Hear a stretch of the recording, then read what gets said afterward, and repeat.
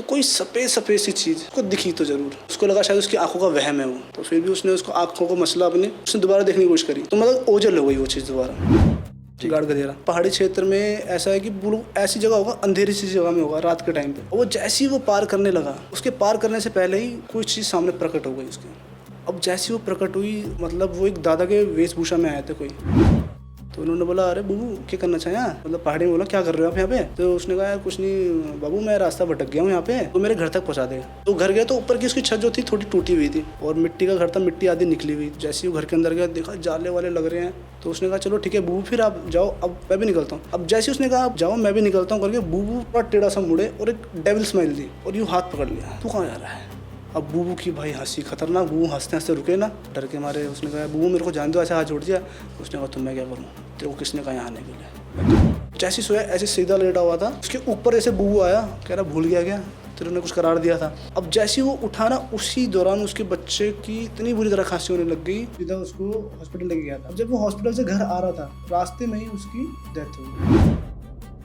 रात को वो बूबू फिर आती है, ये इतना सा बोलते दोबारा मैं वो उठा, चारों तरफ देखा, फिर बाहर गया, आगे फिर बुरी जगह, जैसे भी बुरी जगह था तो धुएं में ना वही बूबू का चेहरा दिख रहा था, तो उसको लग रहा है कि बूबू अभी है कहीं यहाँ से, तो वो चिल्लाता है वहाँ कि क्यों मारा मेरे बच्चे को करके।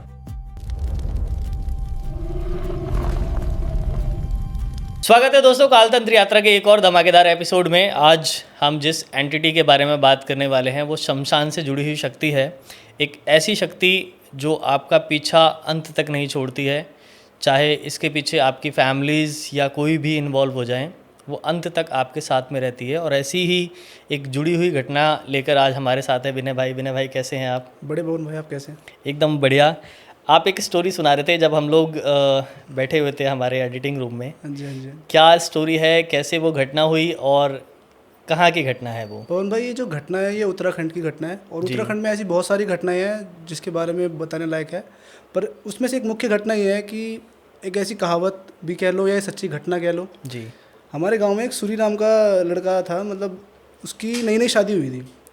अब शादी के बाद वो खुश था। अब ऑब्वियसली बात है जैसे घर में नॉर्मल बातचीत होती है, बातचीत हो रही थी, शादी के फंक्शन वगैरह हो रहे थे, पर एक दिन ऐसा हुआ कि उसके गांव में पास में एक जागर हो रही थी। जागर क्या होती है? जागर बेसिकली उत्तराखंड में देवी देवताओं को बुलाने की एक प्रथा है, जहाँ पे देवी देवता अवतरित होते हैं, जो वहाँ पे ढोल वोल बजाने वाले होते हैं, वो उनको जागर की शैली के थ्रू बुलाते हैं और फिर वो अवतरित होते हैं।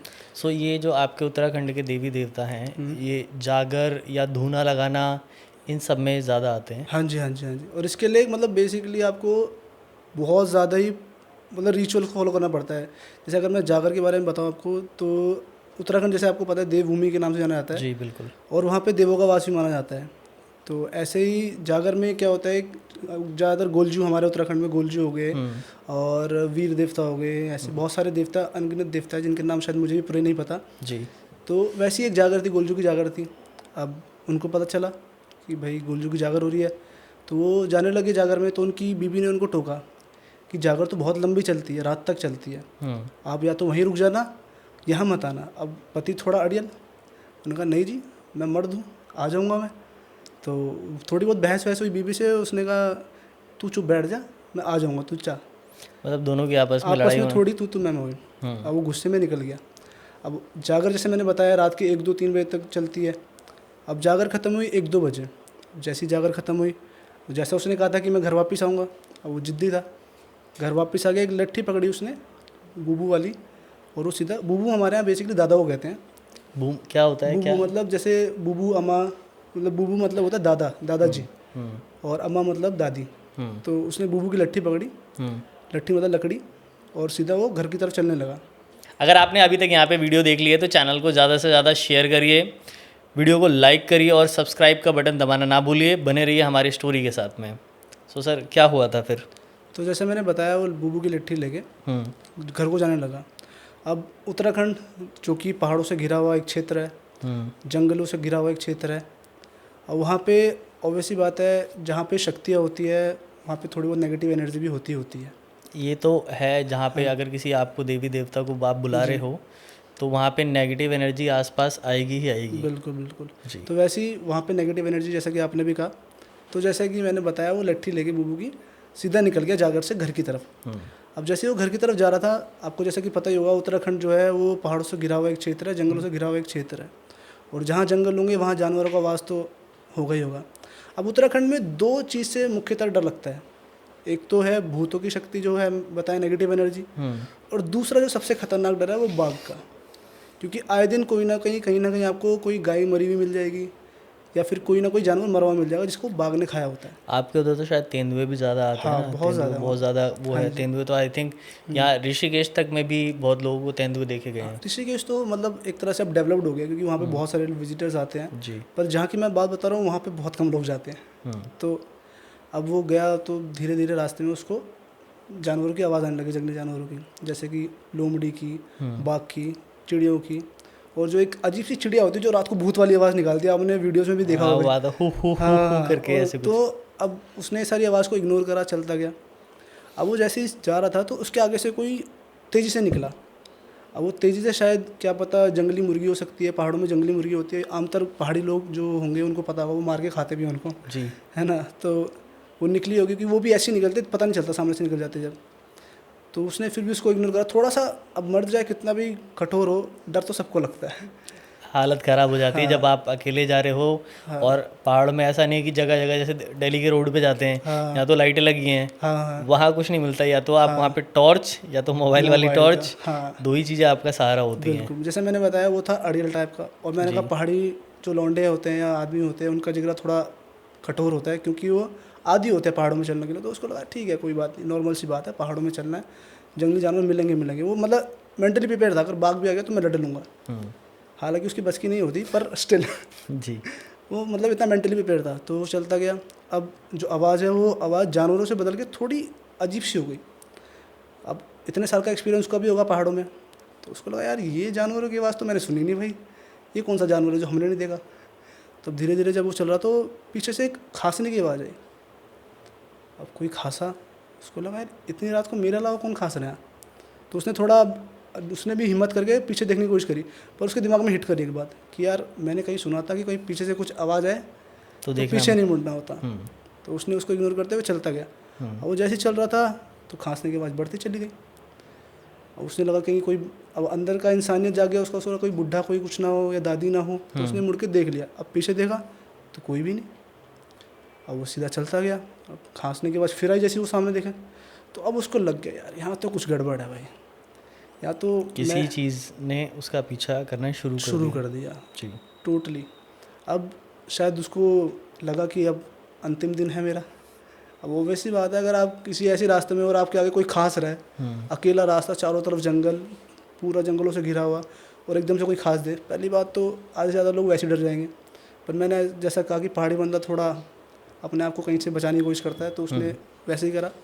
चलता गया, फिर एकदम से बहुत ज़ोर से किसी ने खांसा। अब उसने कहा अब हद हो गई, अब देखता हूँ, अब तो यहीं रुका रहूँगा, अब तो कहीं जाऊँगा ही नहीं। तो वो वहीं पर रुक गया, डंडा उसने अपने कंधे पे रखा और ऐसे करके चारों तरफ देखने लग गया कि भाई है क्या ये चीज़। अब उसने आवाज़ मारी ज़ोर से, भाई कौन हो, अगर कोई भी हो सामने आ जाओ। ऐसे खांस के क्या है, कोविड हो रखा है क्या आपको एक जोक सपाट, मतलब उसने ऐसे कुछ बोला, खांस क्यों रहे हो, कोई दिक्कत है, सामने आओ, कौन हो आप, ऐसे करके उसने चिल्ला दिया। अब भाई फिर कोई आवाज़ नहीं, सन्नाटा। जो जानवरों की भी आवाज़ आ रही थी वो जानवरों की आवाज़ बंद हो गई एकदम से। तब वो वहीं पे फिर अपने जो देवी देवता होते हैं उनको याद करने लग गया कि हे गोलजू, चेले गलती है, माफ़ करो, मतलब पहाड़ी में बोला जो भी गलती हो रखी है माफ़ करो जी, बस मेरे को अभी मेरे घर तक पहुँचा दो जैसे भी करके। अब बंदा बीवी से लड़कर आया था, कहीं ना कहीं बीवी का प्रभाव भी तो होगा थोड़ा बहुत तो अब उसको बीवी की बात याद आ रही है, यार काश मैंने उसकी बात मान ली होती, मैं वहीं रुक गया होता जाकर में, या घर ही रुक गया होता, या शायद बीवी को लेकर आता। अब बीवी, स्त्री जो है देवी का रूप है, एक से भले दो होते हैं, कोई भी हो, और स्त्री जो देवी का रूप है, क्या पता देवी को देख के भाग जाता वो, पर अब वो देव तो था नहीं। तो इसलिए अब एकदम से जब चल रहा वो, तो कोई सफ़ेद सफ़ेद सी चीज़ उसको दिखी तो ज़रूर। उसको लगा शायद उसकी आंखों का वहम है वो, तो फिर भी उसने उसको आंखों को मसला अपने, फिर उसने दोबारा देखने की कोशिश करी, तो मतलब ओझल हो गई वो चीज़ दोबारा। अब उसकी हार्ट बीट हो गई तेज़, अब तो पक्का उसको लग गया, अब तो कुछ पक्का है। तो धीरे धीरे चलता गया, वो उसके पीछे कोई कर रहा है, उसको साफ पता चल रहा है कि उसका कोई पीछा कर रहा है, पैरों की आवाज़ आ रही है, चलने की आवाज़ आती है। अब हमारे यहाँ उत्तराखंड में होता है गधेरा, गाढ़ गधेरा कहते हैं, मतलब एक तरह से वो होता है नदी जैसा एरिया होता है, पत्थरों से घिरा हुआ और छोटी छोटी लहरें टाइप की, नदी टाइप की वो होती है। यूजुअली जो गांव के लौंडे मोंडे होंगे वहाँ नहाने जाते हैं दिन के टाइम में, रात के टाइम में कोई नहीं जाता। नॉर्मल भाषा में इसको तालाब कह सकते हैं या हाँ। बिहार देसी की भाषा लैंग्वेज में पोखर कहते हैं। हाँ वैसे। अलग अलग जगह पे अलग अलग चीज़ें कहते हाँ हैं। पर वो एक पर्टिकुलर एरिया में होता है, पर पहाड़ी क्षेत्र में ऐसा है कि वो ऐसी जगह होगा, अंधेरी सी जगह में होगा रात के टाइम पे, मतलब एकदम जहाँ पे बाग वाग भी आते होंगे पानी वानी पीने के लिए, वैसी जगह पे होता है गाढ़ गधेरा। अब वो जैसे ही वो पार करने लगा, उसके पार करने से पहले ही कोई चीज़ सामने प्रकट हो गई उसके। अब जैसी वो प्रकट हुई, मतलब वो एक दादा के वेशभूषा में आए थे कोई। अब उसको लगा कि कोई दादा है नॉर्मल से, हालांकि डर तो गया था वो दादा को देखे, वो दादा के 2 दांत थे सिर्फ, बाकी और तो कुछ था ही नहीं। दांत में 2 दांत आगे गए और बोल भी बड़े ऐसे नहीं होते सहमी सी आवाज़ में कि भाई कुछ खतरनाक डरा हुआ इंसान हो कोई। तो उन्होंने बोला अरे बूबू क्या करना चाहिए यहाँ, मतलब पहाड़ी में बोला क्या कर रहे हो आप यहाँ पे। तो उसने कहा यार कुछ नहीं बाबू, मैं रास्ता भटक गया हूँ यहाँ पे, मेरे को मेरे घर तक पहुँचा देगा। मैंने कहा रास्ता भटक गया हूँ, कह रहे बूबू यार आप तो बहुत पुराने आदमी लग रहे हो यहाँ के, आप कैसे रास्ता भूल गए। कह रहे अब उम्र हो गई है बेटा, अंधेरे में कहाँ दिखता है, इतनी अंधेरा हो रहा है, उम्र हो गई है, अब रास्ता ही नहीं समझ में आ रहा कहाँ जा रहा हूँ, कहीं कुछ चुभ ना जाए पैर में, कांटे वाटे ना लग जाए, कहीं गिर ना जाऊँ, तो मेरे को मेरे घर तक पहुँचा दे। अब उसको एक बार लगा कि यार इसको घर पहुँचा देता हूँ, बेचारा बुढ़ा ही है यार वो, अब कैसे जाएगा, बात भी लॉजिकल ही है उसकी। बिल्कुल। और उसको फिर दूसरी चीज़ ये लगी, इतनी रात कोई बुढ़ा यहाँ कर क्या रहा है ना, कि पर उसने नेगेटिव सोचने के बजाय ज़्यादातर पॉजिटिव सोचा कि भाई चलो बुढ़ा है, नॉर्मल सी बात है पहाड़ों में, बट जैसे मैं आया हूँ वैसे कहीं से हाँ, ये भी हो सकता है। बिल्कुल, क्या पता ये भी जागर से आ रहे हो। करेक्ट। तो उनको पहुँचाने के लिए घर जाने लगा। अब बूबू आगे आगे और वो पीछे पीछे। अब उसके दिमाग में एक बात हिट हुई कि जब बूबू को रास्ता पता ही है तो मेरे को लेके जा रहे हैं, मेरे को लेके जा रहा है। तो अब वो बूबू चलते गए आगे। तो उसने पीछे से बोला बूबू यार आपको तो रास्ता पता ही है, तो आपको मेरी क्या ज़रूरत पड़ रही है। मैंने कहा बेटा रास्ते में कुछ कांटे वाटे ना मिल जाए, गड्ढे में मैंने गिर जाऊँ तो तुम मेरे को गड्ढे से निकाल तो दोगे कम से कम, रास्ता तो मेरे को पता ही है। तो उन्होंने कहा ठीक है। अब जैसे ही वो बूबू के घर पहुंचा, बूबू का घर ऐसा, मतलब मिट्टी के घर होते हैं हमारे, बेसिकली मिट्टी और पत्थर से बनते हैं। अब तो लेंटर वेंटर ठोकने लगे गाँव में, पर जो अगर आप पुराने घर देखोगे ना वो मिट्टी से बने होते हैं और पत्थर लगे होते हैं और ऊपर से लकड़ी का या पत्थर का। तो घर गया तो ऊपर की उसकी छत जो थी थोड़ी टूटी हुई थी और मिट्टी का घर था, मिट्टी आधी निकली हुई थी। अब जैसे ही वो घर के अंदर गया देखा जाले वाले लग रहे हैं, ऐसा मतलब जैसे भूतिया घर नहीं होता वैसा घर। तो उसने कहा चलो ठीक है बूबू फिर आप जाओ। अब मतलब उसने कहा ठीक है बूबू आप घर जाओ, मैं भी निकलता हूँ। अब जैसे उसने कहा आप जाओ मैं भी निकलता हूँ करके बूबू थोड़ा टेढ़ा सा मुड़े और एक डेविल स्माइल दी और यूँ हाथ पकड़ लिया, तू कहाँ जा रहा है। अब भाई उसको पता चल गया कि यार अब तो फंस गया भाई मैं, अब तो मेरा काम हो गया। अब बूबू की भाई हंसी खतरनाक, बूबू हंसते हंसते रुके ना, बूबू कह रहे बेटा बैठ बैठ बैठ अभी कहाँ जा रहा है, और आवाज़ डीप होती जा रही है उनकी, मतलब नॉर्मल जैसे बोले थे ना पहले जितनी बार वो मना करे उतनी बार मतलब उसकी आवाज़ भारी होती जा रही है। पहले तो बड़े प्यार से बोल रहे थे कि मेरे को मेरे घर तक छोड़ दे बेटा, बेटा रुक जा थोड़ी देर ऐसे। अब उसकी हालत ख़राब, डर के मारे उसने कहा बूबू मेरे को जान दो, ऐसे हाथ जोड़ दिया, मेरे बच्चे अभी होने, मतलब मेरी बीवी प्रेग्नेंट है, मेरा बच्चा होने वाला है। उसने कहा तो मैं क्या करूँ, तेरे को किसने कहा यहाँ आने के लिए। मैं कहा बूबू आपने तो कहा था मेरे को। मैंने कहा तेरे को मैंने कहा था तो अब तू यहीं रहेगा, यहाँ से जाएगा नहीं तू अब, और तू मेरा कुछ काम है वो काम करके जाएगा। उन्होंने कहा बूबू क्या काम है, क्या वो तू यहीं रुक आज रात, तेरे को पता चलेगा क्या। अब उसने कुछ काम वाम नहीं बताया तो वो बेचारा रोने लग गया, बहुत बुरी तरह रोने लग गया। अब उसको पता था कि उसकी मौत आ गई है। अब किसी के मसाण के हाथ में, भूत के हाथ में पड़ जाओ तो 90% चांस है कि या तो आप ख़त्म हो या फिर आप कहीं खो जाओगे। उसको लगा कि ऐसे ही हुआ भाई, और उसने बूबू के आगे हाथ पैर जोड़े, बूबू मेरे को माफ़ कर दो, मेरी गलती होगी, मेरी बीवी प्रेग्नेंट है अभी उसको मेरी ज़रूरत है, मेरा बच्चा पैदा हो जाएगा, मैं आपको करार देता हूँ कि जब मेरा बच्चा पैदा हो जाएगा, थोड़ा बहुत ठीक हो जाएगी मेरी, मैं फिर आपके पास पक्का आऊँगा और जो भी आपका काम होगा, जो भी आपकी पूजा होगी मैं आपको दूंगा। अब बूबू पता नहीं क्या उनका दिमाग पलटा, उन्होंने कहा ठीक है जा, जब तेरा बच्चा हो जाएगा तब तू इधर आ जाइए। ठीक है, वो भी अच्छा मतलब उसने जाने दिया, मतलब करार दे दिया ना उन्होंने। हमारे यहाँ जैसे आप मान लो मंदिर जाते हो, आप कहते हो हे भगवान मेरा एक काम कर देना, मैं आपको 1 किलो लड्डू चढ़ाऊँगा। तो वैसे ही उसने भी कहा कि यार मेरा बच्चा होने दो, फिर मैं पक्का आ जाऊँगा। अब जैसे ही वो घर गया, 2-3 दिन हो गए, फिर सब ठीक था। अब उसकी बीवी का भी बच्चा हो गया, घर में खुशी का माहौल, सब खुश है, जश्न हो रहे हैं। अब वो भूल गया था कि मैं किसी को करार देकर आ रखा हूँ। उसको लगा इतने दिन हो गए, अब क्या होगा मेरे साथ, अब तो सब कुछ सेट है मामला, अब तो मैं भाग गया है। अब भाग गया है मैं। तो अब वो एक दिन रात को सोया हुआ, रात को उसको सपना हुआ। हम पहाड़ियों का ऐसा है ना कि कुछ भी होता है ना तो सपना हो जाता है। पहाड़ियों का क्या, किसी का भी मतलब एक होता है ना सपने में आ जाता है कि भाई मेरे को ये बोला था वो बोला था, तो वैसे उसको सपना हुआ। वही बुबू वही सीन दोबारा उसके सपने में क्रिएट हुआ कि वो वैसे जा रहा है, बुबू उसको लेके गए। फिर उसको चम्म करके याद आई यार अरे कुछ तो था। फिर वो सोचा बुरा सपना है, वो सोच के सो गया। और सुबह उठा, सुबह उठा, नामकरण की तैयारी थी, उसके बेटे को गंदी तरह खांसी होने लग गई नामकरण के दौरान। तो फिर उसको थोड़ा बहुत हिट हुआ कहीं ये उसका प्रभाव तो नहीं है, तो वो थोड़ा डर गया। फिर उसने कहा अरे नहीं ऐसा कुछ नहीं होता, किसी ने बोला कि अरे वहम है ये सब, कुछ नहीं होता, ठीक है। अब नेक्स्ट डे वो दोबारा सोया, नामकरण वगैरह हुआ, पार्टी वार्टी करके फिर दोबारा वो जैसे सोया ऐसे सीधा लेटा हुआ था, उसके ऊपर जैसे बूबू आया, कह रहा भूल गया क्या, तेरे ने कुछ करार दिया था। तो एकदम से उठा, और उठ के वो एकदम डर गया यार ये क्या हुआ। अब जैसे ही वो उठा ना, उसी दौरान उसके बच्चे की इतनी बुरी तरह खांसी होने लग गई कि मतलब जैसे कि ऑन द स्पॉट डेथ हो जाएगी उसकी। अब उसको लगा कि नहीं यार अब तो कुछ गड़बड़ हो रही है। तो वो उसने अपने बच्चों को फटाफट हॉस्पिटल वगैरह लेके गया। वो डॉक्टर ने बोला इसमें तो कुछ है ही नहीं, नॉर्मल कफ है और कुछ नहीं हो रखा। अब खांसी, उनको लगा नॉर्मल कफ है। अब अगले दिन देखा खांसी में खून निकलने लग गया भाई साहब। अब उसको लगा कि किसी से पूछना पड़ेगा जो ज्ञानी आदमी हो कि ये हो क्या रहा है। तो हमारे यहाँ बैजनाथ एक मंदिर है, बैजनाथ मंदिर में काफ़ी सारे पुजारी रहते हैं जो ज्ञानी होते हैं सब चीज़ के। वहाँ गया, उन्होंने पूछा कि पंडित जी ऐसा ऐसा हो रखा है, क्या हो रखा होगा ये। तो शायद वो होते हैं ना थोड़े बहुत ऐसे इधर उधर वाले, उन्होंने कहा कि यार कुछ तो होगा। फिर उन्होंने क्लियर नहीं बताया, जल्दीबाजी के चक्कर में उन्होंने कुछ तो है ऐसा बोल के छोड़ दिया। अब उन्होंने कुछ तो है करके इसका कारण तो बताओ क्या है। कह रहे तूने किसी को कुछ करार वरार दिया था। उन्होंने कहा नहीं, तो झूठ बोल दिया उसने वहाँ पे, नहीं तो। अब उस पंडित को तो पता चल गया।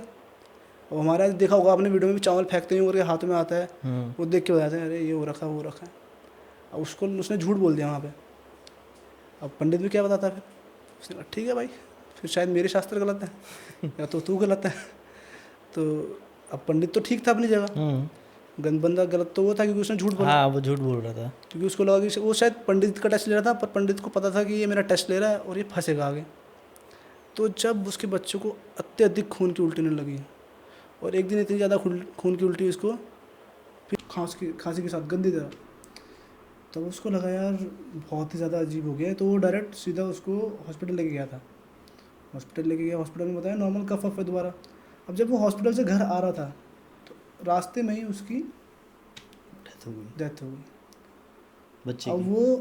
अब वो जो आदमी था वो कंफ्यूज हो गया कि यार मैं इसको हॉस्पिटल जो लेके जाऊँ या पंडित के पास जो लेके जाऊँ या घर जो लेके जाऊँ। अब उसने जैसे तैसे उसको घर लेके गया। उसने अपने जो भी देवी देवता थे उनसे माफ़ी मांगी कि अब देवी देवताओं रक्षा करो, ये सब वो सब फलाना ढिंगाना। तब उन्होंने ऐसे करके उस बच्चे की अंतिम संस्कार जो करते हैं करा, बच्चा मतलब ख़त्म। अब वो बहुत रोए, उसकी बीबी वगैरह ने भी पूछा कि क्या कुछ इसके पीछे कोई और कारण है तो बताओ मेरे को, पर वो फिर भी किसी को कुछ नहीं बता रहा, पता नहीं क्यों नहीं बता रहा अब उसको लगा कि शायद ये कोइंसिडेंट हो गई, हर किसी को लगा। तो अब उसकी बीवी वगैरह ने पूछा कि भाई इसके पीछे कुछ तो कारण है बताओ, पर पता नहीं उस बंदे में क्या था, या मेल ईगो कह लो या कुछ भी कह लो, उसने नहीं बताया किसी को। उसको लगा शायद मैं बताऊंगा तो सब सोचेंगे कि ये डर गया, तो इस वजह से उसने नहीं बताया। अब जैसे उसका बच्चा मरा, रात को सब लोग माता मना रहे हैं, सब लोग दुखी रो रहे हैं, उसकी बीबी की मम्मी जो नानी वगैरह बच्चे की थी वो सब आई, पर उसने किसी को कुछ नहीं बताया। बाद में जब वो रात को सोए हैं, रात को वो बूबू फिर आते हैं सपने में, ये सिर्फ शुरुआत थी।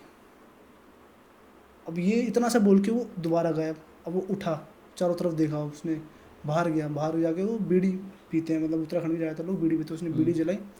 जैसे ही वो बीड़ी जला रहा था तो धुएं में ना उसको कुछ वही बूबू का चेहरा दिख रहा था। अब वो जहाँ भी जा रहा है उसको वो बूबू दिख रहे हैं। अब उसको लग रहा है कि बूबू अभी भी यहीं कहीं है, आसपास ही है। तो वो चिल्लाता है बाहर कि क्यों मारा मेरे बच्चे को करके। अब उतने में उसकी बीवी आई, रोने लग गया कि यार ऐसा ऐसा था। अपनी बीवी को उसने बताया कि मैं ऐसे से गया था जागर में, तूने कहा था मेरे को कि यार रुकने के लिए, पर मैं रुका नहीं, मैं आ गया। मेरे को जो भी घटना हुई थी सारी घटना उसने संक्षेप में अपनी बीवी को बताया।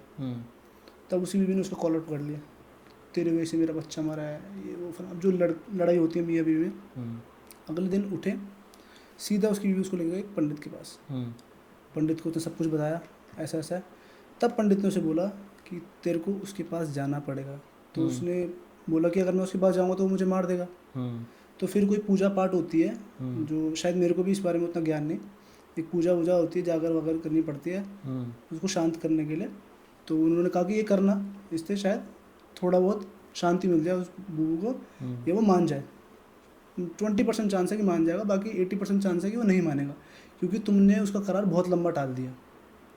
अब बाद में वो घर आया, उसने कहा अपनी बीवी से दोबारा, अरे कुछ नहीं होता यार, ऐसा तेरे अंधविश्वास है, ज़रूरी थोड़ा है, क्या पता तेरे में कोई दिक्कत हो, इस वजह से वो बीमारी उस बच्चे को लग गई हो, क्या पता मेरे में कोई दिक्कत हो, इस वजह से बच्चे को लग गई हो।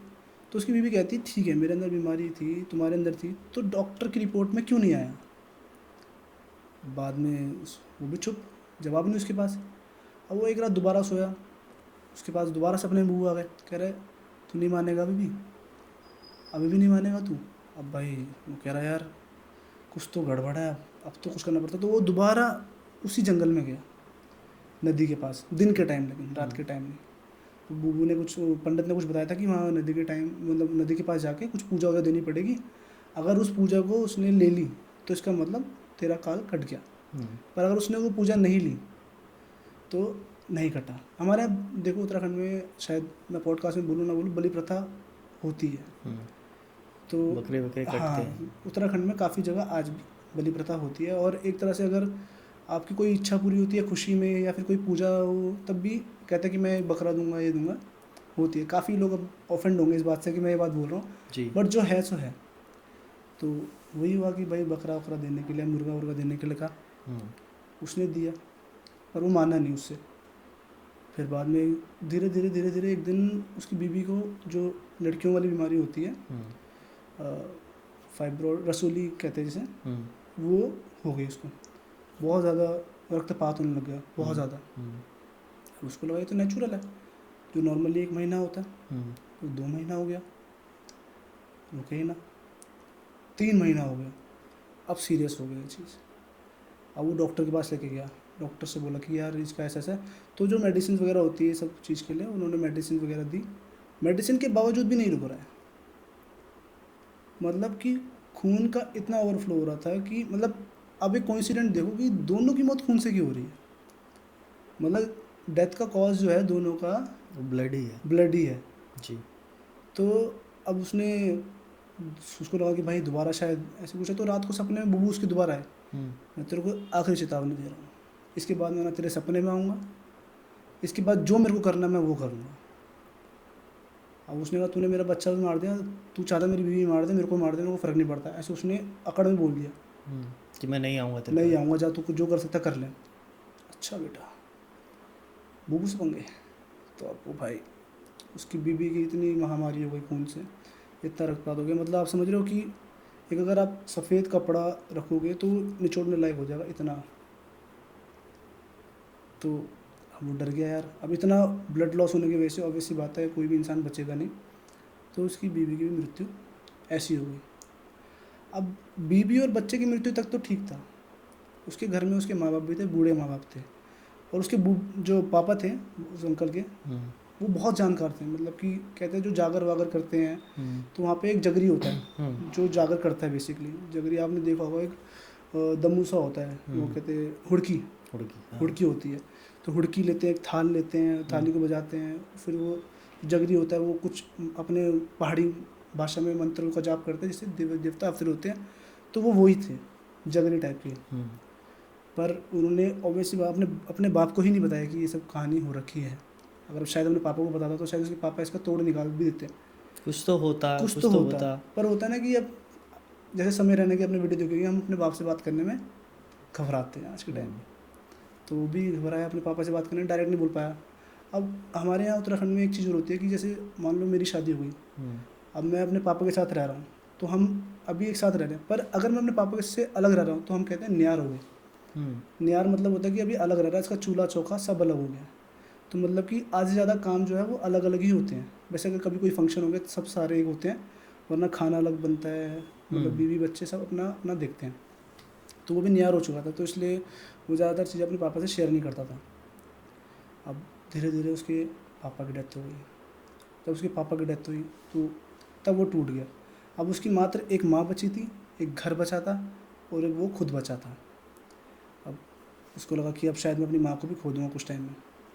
तो उसने उस पंडित के पास गया, उस पंडित को बोला, यूँ हाथ जोड़े घुटने में बैठा, रोया कुत्ते की तरह रोया, बस मेरी माँ को बचा दो, बस मेरी माँ को बचा दो, भले ही जो करना पड़े। उस पंडित ने इतना ही कहा कि वो मैंने तेरे को जो पूजा देने के लिए कहा था, वो पूजा उसने ली या नहीं ली। उसने कहा मैं तो देखने ही नहीं गया, मैं देखने ही नहीं गया कि वो पूजा ली या नहीं ली। अब बाद में जब वहाँ पे गया तो अब कहते हैं कि जंगली जानवर लगे होंगे, वो जो काटा वाटा हुआ वहाँ पे, जो चढ़ावा दिया होगा। अब या फिर उसने ली या नहीं ली, कुछ नहीं कह सकते उस बारे में। और उस बारे में उतना बोला भी नहीं जाता, क्योंकि बलि प्रथा के बारे में जितना कम बोलते हैं उतना सही रहता है, क्योंकि आपको पता ही है बलि प्रथा में काफ़ी लोग ऑफेंड हो जाते हैं। तो अब उसको पता नहीं चला कि भाई ली नहीं ली, तो फिर पंडित ने बोला कि भाई तेरी पूजा उसने नहीं ली है, तो इसका तोड़ क्या है। अब इसका उसने पंडित ने कहा कि तेरे सपने में आया था, उसने ऐसा कहा था कि अब जो करूँगा मैं खुद करूँगा, और तूने उसको ऐसा बोला था हाँ जो करना कर ले। हाँ, तो अब वही करेगा जो करेगा। कह रहा इसका कुछ तोड़, अब कुछ नहीं। पंडित ने कहा अब था समय, जिस समय उस समय तूने उसको चैलेंज कर दिया एक तरह से कि भाई जा तेरे बस की जो कर ले करना है। अब पंडित का बहुत देर हो चुकी है, और वो पहली बात वो बंदा ऐसा था कि वो जो पंडितों की बात भी नहीं मानता था। अगर शायद वो शुरू से मान लेता तो सब कुछ ठीक होता। अब उसकी जब माँ मर गई तब सब कुछ, मतलब परिवार एक तरह से उसका कुल नष्ट हो गया। अब बचा वो, उसको लगा चलो सब मर गए, मैं तो ठीक हूँ।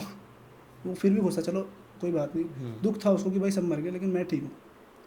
पर कुछ टाइम बाद वो बंदा ऐसा पागल हुआ कि आज भी ऐसा कहते हैं कि वो अभी भी उत्तराखंड की गलियों में, जंगलों में घूमता है। और वो एकमात्र ऐसा बंदा है, रात भर जंगलों में पागल की तरह अकेला रहता है, लेकिन उसको ना कोई बाघ मारता ना कुछ मारता। उससे उसका नाम पूछोगे ना, वो अपना नाम भी नहीं बताएगा आपको। और अगर उसके पास जाओगे तो आपको जय लगेगा, जय इन द सेंस नोचने को आएगा। और उसके पीछे की कहानी बस इतनी है कि यार अगर उत्तराखंड में आप कभी भी जा रहे हो, मतलब इसका कंक्लूजन सिर्फ यही निकलता है कहानी बताने का, कि अगर उत्तराखंड में आप कभी भी जा रहे हो, कभी भी ऐसी कोई चीज़ से आपका सामना हो, तो सबसे पहले जो पूज्य लोग हो गए वहाँ के, जिनको इस बारे में ज्ञान, जैसे जगरी हो गए, पुजारी हो गए, पंडित हो गए, या फिर ज़रूरी नहीं पंडित ही, कोई जो ऐसा बंदा जो ज्ञानी हो। और उत्तराखंड में काफ़ी लोग ऐसे होते हैं ज्ञानी होते हैं। पर आज के टाइम पे क्या हो गया हमारे उत्तराखंड में कि जो यंग जनरेशन है, जो मेरी एज की जनरेशन है, वो इन सब चीज़ में नहीं मानती है, बहुत कम मानती है। उन सबको लगता है कि ये सब क्या है, ये सब कहानियाँ हैं, ये सारी काल्पनिक कहानियाँ। पर ऐसा कहते हैं ना कि हमारे यहाँ जब देवता लग जाता है ना, तो पूछते पूछते पूछते खराब हो जाती है। हमारे यहाँ पे पूजा एकमात्र ऐसी चीज़ है जिससे आप हर किसी चीज़ का निवारण निकाल सकते हो। और अगर आपके यहाँ भी शायद कुल देवी देवता होते होंगे कोई, हमारे यहाँ भी कुल देवी देवता। और उत्तराखंड में जैसे मैंने बताया, गोलजी हो गए, धारी देवी हो गई, नागराज महाराज हो गए, वीर जी हो गए, वीर देवता हो गए, नरसिंह देवता हो गए, ये सारे देवी देवता का वास है। बहुत सारे देवी देवता जिनका नाम शायद मैं ले भी नहीं पा रहा, बहुत सारे देवी देवता हैं। तो बस इस वीडियो के माध्यम से मैं यही कहूँगा कि आपके यहाँ जो गोलजू देवता हैं जी, उनका क्या इतिहास है, मतलब वो कोई सच में देवता हैं या कोई रक्षक है या क्या है? गोलजू को न्याय के देवता कहा जाता है। ऐसा कहा जाता है कि अगर आपका न्यायालय में केस सॉल्व नहीं हो रहा है तो आप गोलजू के पास, घोड़काल मंदिर है उत्तराखंड में, गोलजू का मंदिर है, वहाँ पे आप जाओ। वहाँ पे जाके अपनी ना लिस्ट, मतलब कोई पर्ची में लिख दो कि भाई मेरे साथ ऐसा ऐसा हो रखा है, इसने मेरे साथ ये गलत कर रखा है, ऐसा हो, उसको लिख के बांध करा दो। 99.9% चांस है, अगर आपकी मान्यता है गोलजू में, तो आपका केस कोर्ट से पहले वही सॉल्व कर देंगे। तो गोलजू हमारे यहाँ एक न्याय के देवता माने जाते हैं कि जो न्याय करते हैं। और गोलजू जो थे वो एक राजा के बेटे थे। और ये धारी देवी का क्या इतिहास है? ये ऐसा मैंने सुना था कि इनको गंगा में से हटा के साइड में कर दिया था। तो वो धारी देवी जो है, देखो धारी देवी जो है गढ़वाल साइड की देवी है, और मैं हूँ कुमाऊँ साइड का। तो अभी शायद मेरे गढ़वाली भाई ऑफेंड हो जाएंगे कि मैं उस बारे में नहीं बोल रहा।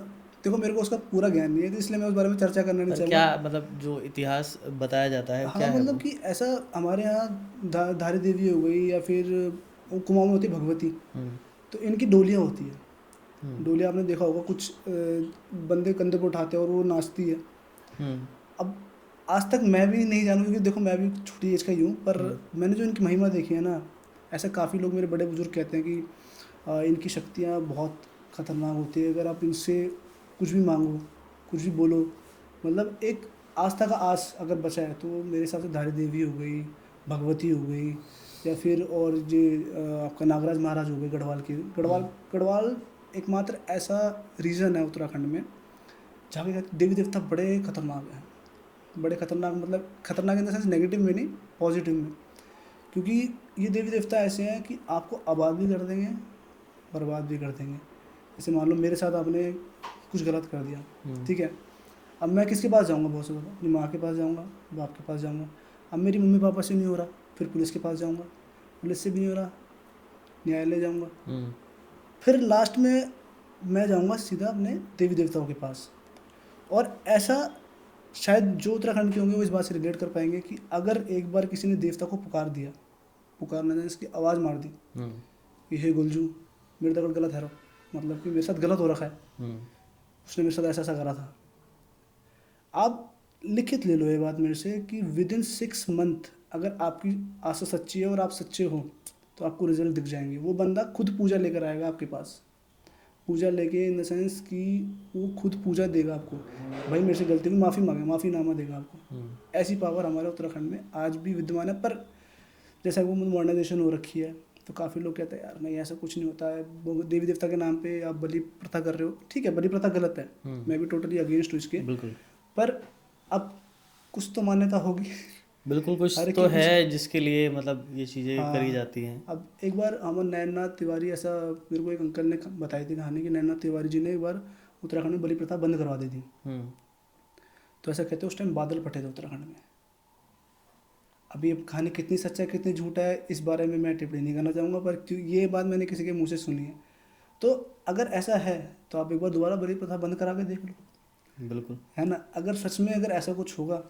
सर देखिए क्या है ना, मैं आपको बताता हूँ, जो ये लोक देवता हैं, लोक देवता उनको कहे जाते हैं कि जो एक पुराने ज़माने में या पहले एक अच्छे राजा या अच्छे शासक या अच्छे इंसान रहे हैं और उन्होंने कुछ ऐसे तप किए, उन्होंने कुछ ऐसे अच्छे काम किए जो आज भी लोग उनको मान्यता देते हैं और वो एक अच्छी एंटिटी के तौर पे आपके गांव की या आपके एरिया की सुरक्षा करते हैं।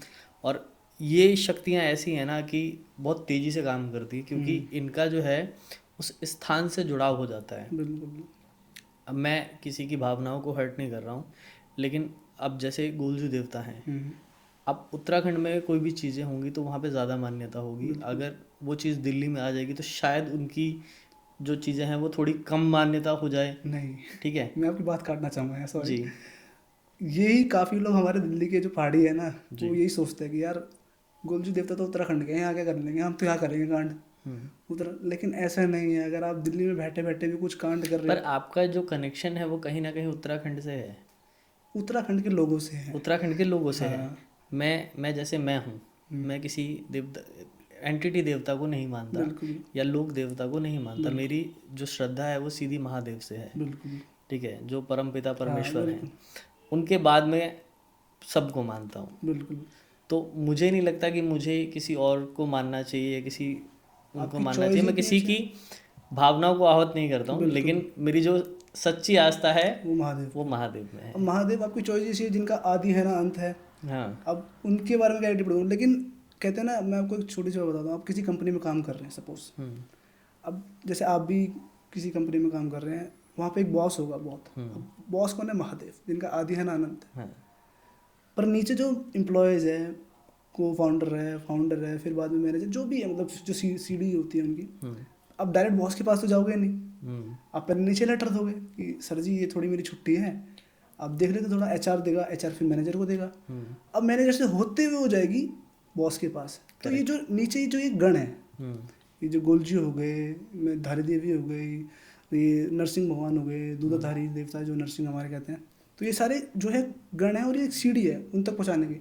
लास्ट में तो जाना उन्हीं के पास है, आपने डायरेक्ट उनको चुना है, वो आपकी चॉइस है जी। पर जो हम छोटे क्षेत्र से आते हैं, उत्तराखंड जो है छोटा क्षेत्र में इस वे में नहीं कह रहा कि उसका क्षेत्रफल छोटा है, छोटा क्षेत्र इसलिए कह रहा हूँ कि वहाँ के लोग बड़े भोले हैं, बड़े भोले। अगर आप उनको कोई बंदा ढंग से जादूगर जैसे यहाँ पे करते हैं ना, जादू वादू करके दिखाते हैं, वहाँ जाके दिखाओगे वो बोलेंगे शक्ति ये नहीं, सच में ये इसलिए नहीं कि वो अंधविश्वास करते हैं, इसलिए कि वो भोले हैं। उन्होंने पहले से बहुत ज़्यादा ट्रस्ट करा, इस वजह से आज आप देखोगे काफ़ी जगह शायद वो विवादित बात हो जाएगी अगर मैं बोलूँगा, तो मैं ये बात नहीं बोलना चाहूँगा जो मेरे मन में आ रही है अभी फ़िलहाल। पर काफ़ी जगह ऐसे हैं जहाँ पे आपको दिखेगा कि उत्तराखंड के लोग दब चुके हैं, काफ़ी जगह। और उसका कारण शायद उत्तराखंड वाले जो होंगे वो रिलेट कर पाए होंगे। मैं शब्द से नहीं बोला लेकिन वो समझ गए होंगे क्या कहना चाह रहा हूँ मैं। तो जैसा आपने कहा महादेव, महादेव के जब आपने महादेव बोले तो वो डेडलाइन हो गई कि भाई इससे आगे कुछ नहीं। ब्रह्मा विष्णु महेश, इनके आगे कौन है? पर जो कंतारा मूवी आपने देखी, कंतारा में जो उनके अंदर क्या नाम था उन देवता का, गुलिया क्या नाम था? गुलिया। हाँ, तो वो जो देवता गुली देवता या जो भी हाँ, कहते हो। तो वो आते हैं। तो कहीं ना कहीं साउथ में भी है, मतलब कुछ ना कुछ तो आ रहे हैं ना। तो उन्होंने भी कहा था गण है ये। तो आपका था शिव जी, हमारे हैं गण। अब गण के थ्रू हम उधर पहुंचाते हैं बातें। और कई लोग कहते हैं कि गोलजू जो है शिव जी का रूप है, कई लोग कहते हैं किसी और का रूप है। पर ये है कि आपको कनेक्शन वही मिलाएंगे उसी से। घर पे पहले अगर आप घर पे भी लड़ाई हो रही है तो आपको मम्मी को बोलना पड़ेगा, मम्मी फिर पापा को बोलेगी, फिर पापा आगे जाके जो कांड होगा वो करेंगे। पापा को सीधा मारते हैं। सो सर, बहुत अच्छा लगा आज का पॉडकास्ट आपके साथ में। जी, आशा करता हूँ आपकी स्टोरी लोगों कनेक्ट करेंगे और लोगों को पसंद आएगी। और फिर किसी दिन आपसे मुलाकात होगी तो एक और स्टोरी के साथ में, बिल्कुल। जो आपने दूसरी स्टोरी सुनाई वो आपके साथ में करेंगे। हाँ जी, हाँ जी। सो दोस्तों, आशा करता हूँ आज का वीडियो आपको बहुत पसंद आया होगा। अगर आपने वीडियो यहाँ तक पूरी देख ली है तो वीडियो को हाइप कर दीजिए, लोगों तक शेयर कर दीजिए, ताकि और भी लोगों को जो सीख है स्टोरी में वो मिले। और अगर आप चाहते हैं कि भाई हम हमारे साथ एक और पॉडकास्ट करें एक और धमाकेदार स्टोरी से, सो कमेंट बॉक्स जो है वो भर दीजिए, भाई को दोबारा बुलाते हैं स्टोरी में। तब तक के लिए देखते रहिए कालतंत्र। मिलते हैं फिर किसी दिन। जय श्री राम।